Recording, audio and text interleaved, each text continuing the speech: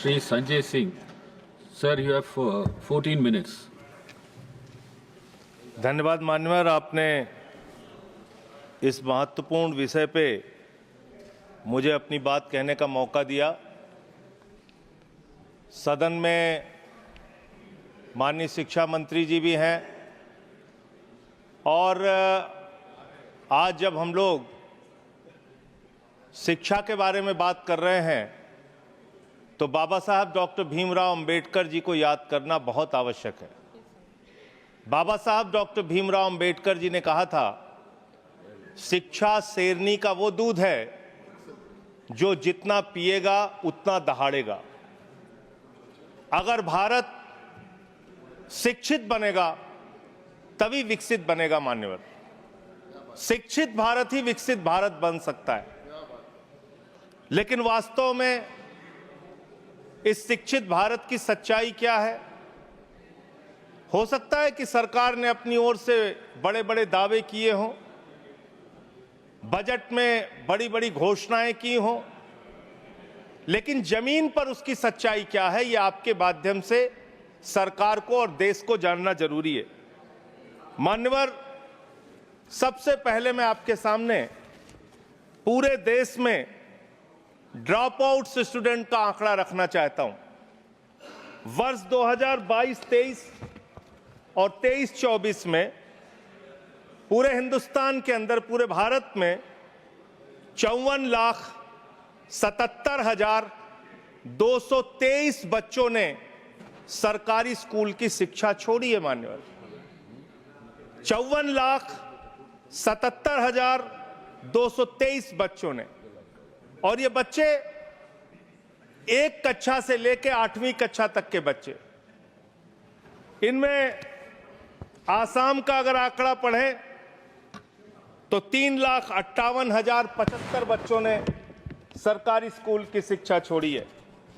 गुजरात का अगर आंकड़ा पढ़ें, जिसके विकास के बारे में बड़े बड़े दावे किए जाते हैं, 1,38,813 बच्चों ने सरकारी स्कूल की शिक्षा क्लास 1 से क्लास 8वीं तक छोड़ी है। अगर आप मणिपुर की बात करें, 17,991 बच्चों ने सरकारी स्कूल की शिक्षा छोड़ी है।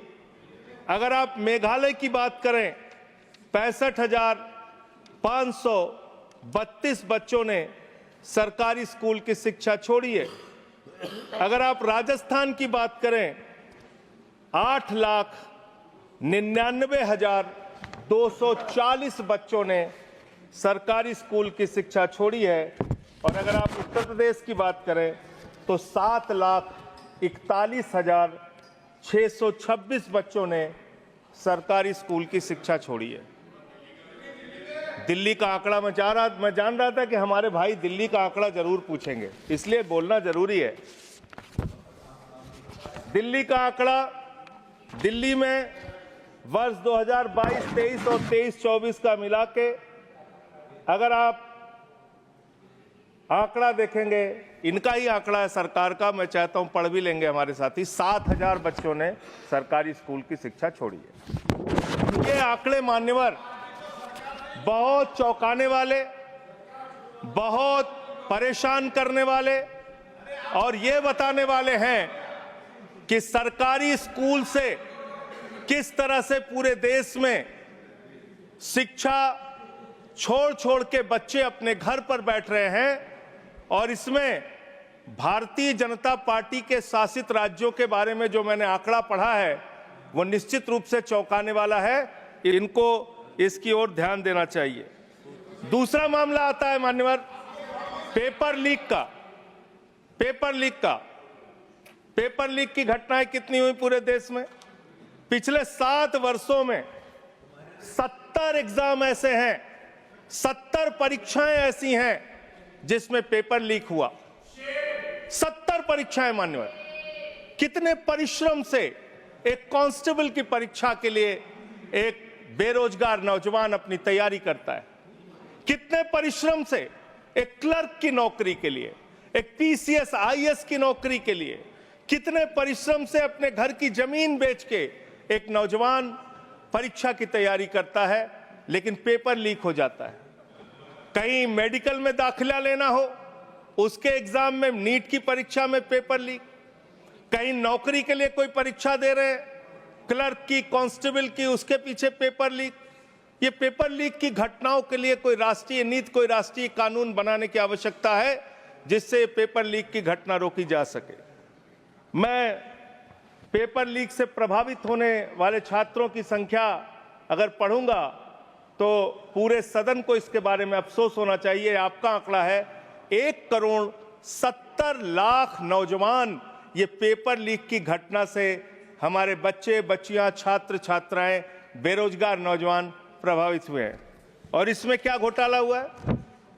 आप जिसको परीक्षा कराने का ठेका देते हैं, उत्तर प्रदेश में 69,000 कांस्टेबल की भर्ती के लिए आपने ठेका दिया ईडू टेस्ट नाम की एक कंपनी को। विनीत आर्या नाम के व्यक्ति की एक कंपनी है जिसका भारतीय जनता पार्टी के नेताओं से गहरा रिश्ता है। और इसमें यह पाया गया कि 69,000 कांस्टेबल की भर्ती में इस कंपनी ने पेपर लीक कराया, घोटाला किया, गड़बड़ी किया, इसको ब्लैकलिस्ट किया गया। जांच एजेंसियों के सामने यह आदमी प्रस्तुत नहीं हुआ और इसके बाद इसी कंपनी को बिहार में भी एग्जाम कराने का ठेका दे दिया गया। यह आपका प्यार है, आपको छात्रों के, नौजवानों के भविष्य से कोई लेना देना नहीं है। आपको सिर्फ और सिर्फ अपने दोस्तों को, अपने मित्रों को फायदा पहुंचाने का काम करना है। तीसरा जो आंकड़ा है वो आंकड़ा है आपके अलग अलग योजनाओं में जो आपने खेल किया है, और ये खेल समझना बहुत जरूरी है। आपने एक स्कीम शुरू किया, SC, ST, OBC के बच्चों को छात्रवृत्ति की स्कीम, उनको स्कॉलरशिप देने की स्कीम। इसका नाम रखा प्रधानमंत्री उच्चतर शिक्षा प्रोत्साहन स्कीम। इतना लंबा भारी भरकम नाम पढ़ के आदमी का सीना चौड़ा हो जाता है, जैसे प्रधानमंत्री जी SC, ST, OBC के लिए कोई बहुत क्रांतिकारी कदम लेके आए। इस योजना में क्या किया आपने? और इसमें हाई स्कूल से लेकर पोस्ट ग्रेजुएट, इंजीनियरिंग और PhD के जो छात्र हैं ST, SC, OBC के, उनको अब स्कॉलरशिप देने की बात करते हैं। इसमें आपने 2023-24 में 98 करोड़ रुपए खर्च किया। 2024-25 में इस स्कीम को बढ़ा के आपने 1558 करोड़ रुपए बजट में निर्धारित किया। बड़ी खुशी की बात है। 98 करोड़ खर्चा हुआ 23-24 में और 1558 करोड़ आपने बजट बढ़ा के कर दिया, निर्धारित कर दिया 24-25 में। फिर आप रिवाइज्ड बजट लेके आते हैं, संशोधित बजट लेके आते हैं। ये 1558 करोड़ की स्कीम घटा के आपने इसको 1000 करोड़ कर दिया। 1000 करोड़ करके 24-25 में इसको 1000 करोड़ किया, यानी कि इसी स्कीम में आपने 35% SC, ST, OBC को मिलने वाली स्कॉलरशिप का पैसा कम करने का काम किया। दूसरी स्कीम आपकी है PM rising India, PM Shri scheme. इसका भी बड़ा ढोल पीटते रहे आप। PM श्री स्कीम में 23-24 में 1215 करोड़ रुपए आपने खर्च किया। 24-25 में इस स्कीम में आपने 6050 करोड़ रुपए निर्धारित कर दिया। और जब आपने इसको बढ़ाया तो यह प्रस्तुत किया कि हमने इस स्कीम में, प्रधानमंत्री श्री स्कीम में, हम देश के स्कूलों का कायाकल्प करेंगे, शानदार स्कूल बनाएंगे। और इसका बजट देखिए, हमने बढ़ा के 6050 करोड़ कर दिया।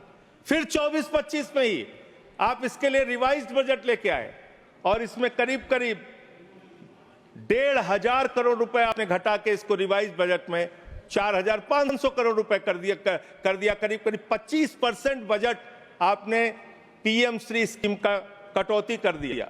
फिर 25-26 में इसको 7500 करोड़ कर दिया।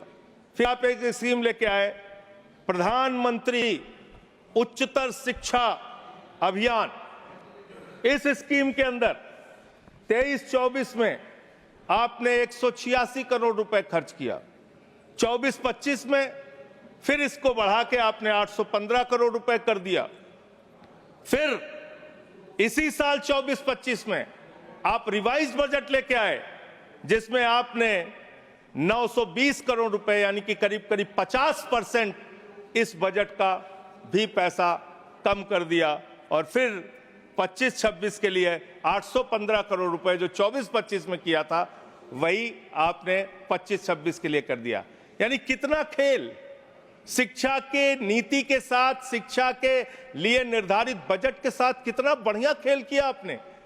एक बार आप बजट निर्धारित करते हैं, फिर संशोधित करते हैं, फिर वही बजट दोबारा अगले साल घोषित करते हैं। ये इस देश के शिक्षा व्यवस्था के साथ आप मजाक नहीं कर रहे तो और क्या कर रहे हैं। फिर आपने एक समग्र शिक्षा जिसकी आजकल बहुत चर्चा पूरे देश में है, इस समग्र शिक्षा अभियान में आपने 23-24 में 32,830 करोड़ रुपए खर्च किया और फिर 24-25 में आपने इसको घटा के इसको बढ़ा के 37,500 करोड़ किया। फिर रिवाइज बजट लेके आए आप। हर बार आप रिवाइज बजट लाते हैं और 24-25 के लिए रिवाइज बजट में आपने 490 करोड़ रुपए इस स्कीम का कम कर दिया, यानी कि करीब करीब 10% के आसपास आपने इसमें भी पैसा कम कर दिया। अब आइए 25-26 में आपने फिर इसी स्कीम में 41,500 करोड़ रुपए का आपने बजट निर्धारित किया। एक और मिड डे मील की चर्चा बहुत ज्यादा होती है सर। मिड डे मील, प्रधानमंत्री पोषण शक्ति निर्माण, इतना बड़ा बड़ा भारी भारी नाम दिया जाता है सर। आदमी को लगता है कि जैसे इस मिड डे मील की स्कीम का नाम सुनेंगे आपके अंदर वैसे ही शक्ति आ जाएगी प्रधानमंत्री का नाम सुनते हुए। इस स्कीम की हकीकत सुनिए। इस स्कीम के अंदर आपने 8,458 करोड़ रुपए 23-24 में खर्च किया, फिर 24-25 में इसको बढ़ा के 12,467 करोड़ रुपए किया। फिर इसी साल 24-25 में ही आप रिवाइज बजट लेके आए, संशोधित बजट लेके आए और इस स्कीम का पैसा आपने 2,467 करोड़ रुपए घटा दिया। मिड डे मील का पैसा आप घटा रहे हैं, मिड डे मील के पैसे में आप कटौती कर रहे हैं। आपकी सरकार को शर्म आनी चाहिए। बच्चों के मिड डे मील का पैसा भी आप लोग पूरा नहीं देते और करीब करीब 19% पैसा आपने मिड डे मील का कम कर दिया। मेरा आपसे ये कहना है मान्यवर कि आज जिस तरीके से आप इस देश की शिक्षा व्यवस्था के साथ खिलवाड़ कर रहे हैं, इतिहास के साथ भी छेड़छाड़ आप कर रहे हैं। आजकल बड़ी चर्चा औरंगजेब की पूरे देश में चल रही है। मैं चाहता हूं कि जितने भी मुगल क्रूर शासक हैं उनके बारे में इस देश के अंदर पढ़ाया जाए, लेकिन इसके साथ साथ अंग्रेजों ने 200 साल तक हिंदुस्तान को गुलाम बना के रखा। जो लोग जलियांवाला बाग कांड के लिए जिम्मेदार हैं, जो क्रूर अंग्रेज शासक शहीद आजम भगत सिंह को फांसी पर चढ़ाने के लिए, शहीद सुखदेव, शहीद राजगुरु, शहीद अशफाकुल्लाह, शहीद राजेंद्र लहरी, शहीद राम प्रसाद बिस्मिल, शहीद खुदीराम बोस को फांसी पर चढ़ाने के लिए जिम्मेदार हैं, उन अंग्रेजों के क्रूरता के बारे में भी, उनके शासनकाल के बारे में भी इतिहास के अंदर आप पढ़ाइए। लेकिन जब आप उसको पढ़ाएंगे तो आपको बताना पड़ेगा कि कौन सी वो संस्था थी जिसने तिरंगे झंडे का विरोध किया, कौन सी वो संस्था थी जिन्होंने अंग्रेजों की दलाली और गुलामी करने का काम किया, कौन सी वो संस्था थी जिसके नेता ने अंग्रेज गवर्नर को चिट्ठी लिखा था 1942 के आंदोलन में कि इस आंदोलन को कुचल देना चाहिए। पढ़ाना चाहिए इतिहास। इस देश के नौजवानों को यह इतिहास पढ़ाना चाहिए कि कौन से वो नेता थे जिन लोगों ने क्रांतिकारियों का विरोध करके और उस जमाने में मुस्लिम लीग के साथ 3 राज्यों में सरकार बनाने का अपराध किया था। ये सारा का सारा इतिहास हिंदुस्तान के लोगों को पता होना चाहिए, जिससे हम मुगलों की क्रूरता के बारे में भी जान सकें और अंग्रेजों के शासन काल में अंग्रेजों का साथ देने वाले संगठन की सच्चाई भी इस देश के लोगों को पता चलनी चाहिए। बहुत बहुत धन्यवाद मान्यवर, आपने मुझे बोलने का अवसर दिया।